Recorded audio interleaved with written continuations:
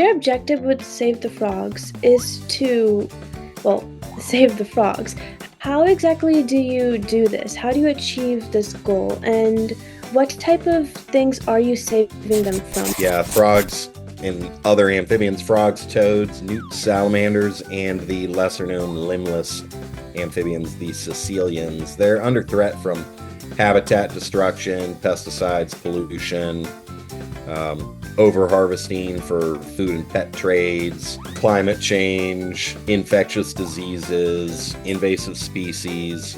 So they've got lots of problems, and that fortunately gives us many ways to save them. So we've had lots of campaigns over the years. We have a webpage, savethefrogs.com/accomplishments, that I encourage you to look at. So I'll say first off is environmental education. We have to educate people so that they know there's a problem, so that they know what they can do in their own lives to lessen the threats to amphibians by improving their own ecological footprint, and to ensure that politicians and corporations are aware of the problem and inspired or feel the need to address the problem. If they don't hear from their clients, consumers, buyers, constituents, then usually they don't do very much, or they'll do nothing at all.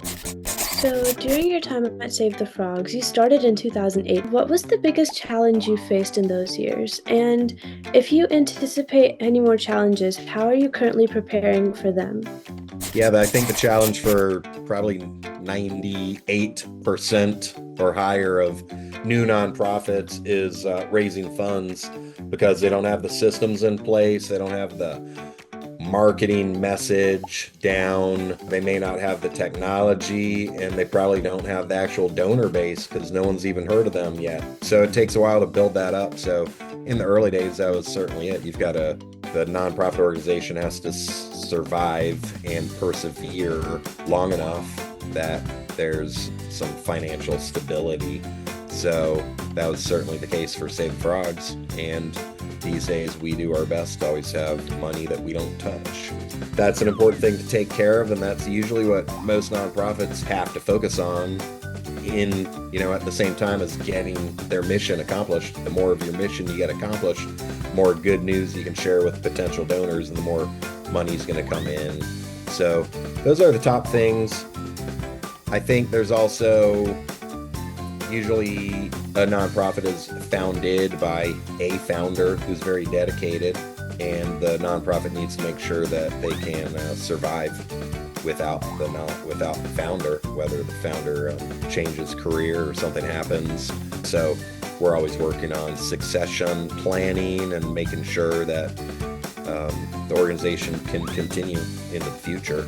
And that's not simple, because we've got tons of different programs, and I know more about most of those programs than anyone, because I've been around and been involved with all of them. So I'm always working on documenting things, automating things, making sure that there's people who understand at least that portion of the organization, because I would certainly like it if Save the Frogs continues for decades to come, because there's probably always going to be frog saving that needs to be done, because there's billions of people on this planet. There's always going to be work to be done.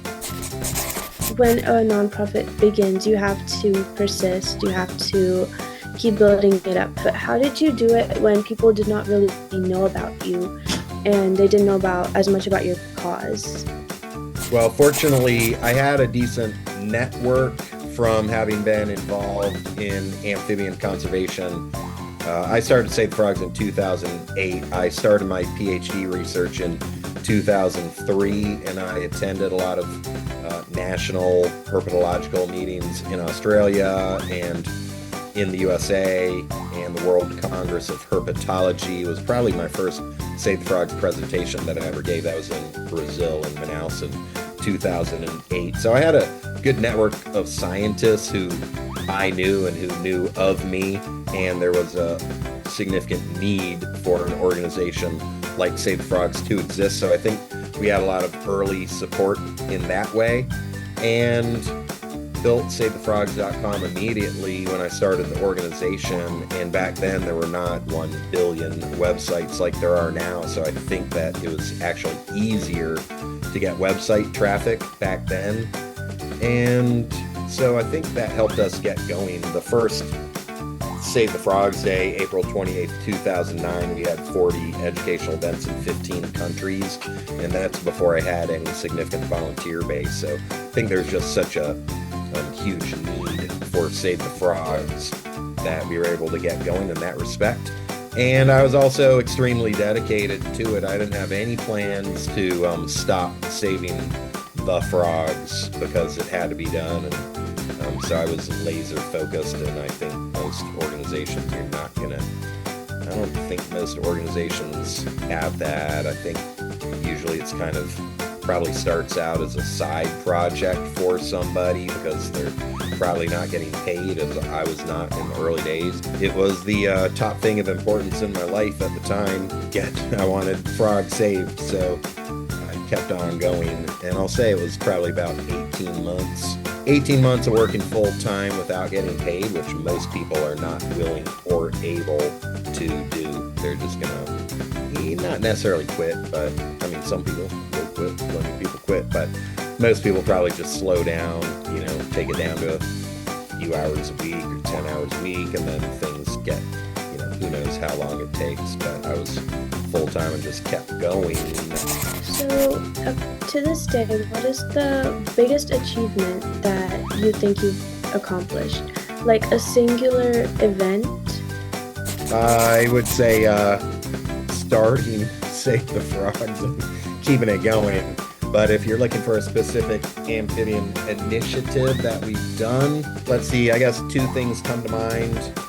There's getting Save the Frogs going, which has been going on every year for 17 years at the end of April, and we've had thousands of Save the Frogs events worldwide.